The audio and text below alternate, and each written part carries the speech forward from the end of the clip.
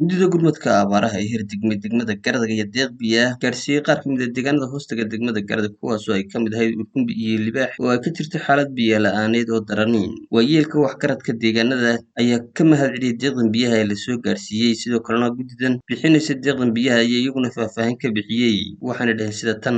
halkan waxa weeye waa tuulada la yiraahdo Wargumbi biyo ah oo biyo macaan ah oo aad iyo aad loogu baahnaa waa loo shubay halka kan Garadagh degmada Garadagh waxa isugu yimi 3 gobol dadkood gobolka Togdheer gobolka Sool gobolka Sanaag iyadoo markii horeba ay roobabku ku yaraayeen birkadaana biyo ku jirin dhaaman biyo ku jirin ceelashii wiyeerka ahaa biyahoodii yaraadeen dadkii biyaha soo bixiyay muxsiniinta aad iyo aad baan ugu mahadnaqaynaa waxaanu leenahay jasaakumullahu khayr ilaahay miisaanka xasanaadka idin saaro waxaanu markaa dadka muxsiniinta reer Somaliland hay'adaha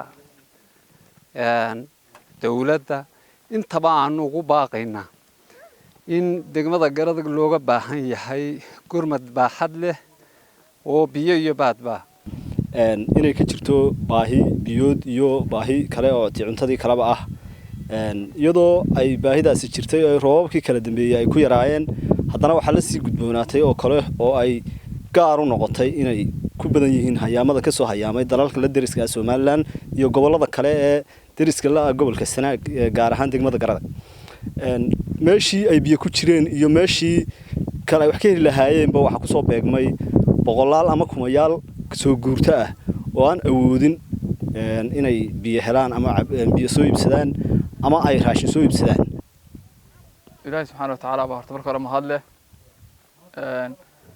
waxaan Ilaahay subhanahu wa ta'ala ka codsanaynaa oo aan ka baryeynaa in Ilaahay abaarta dadka soo jabiyo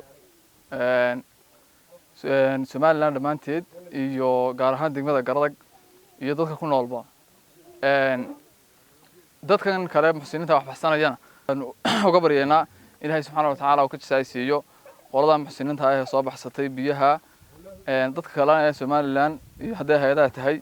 iyo haday dad kale ee wax Ilaahay wax siiyay ay tahayba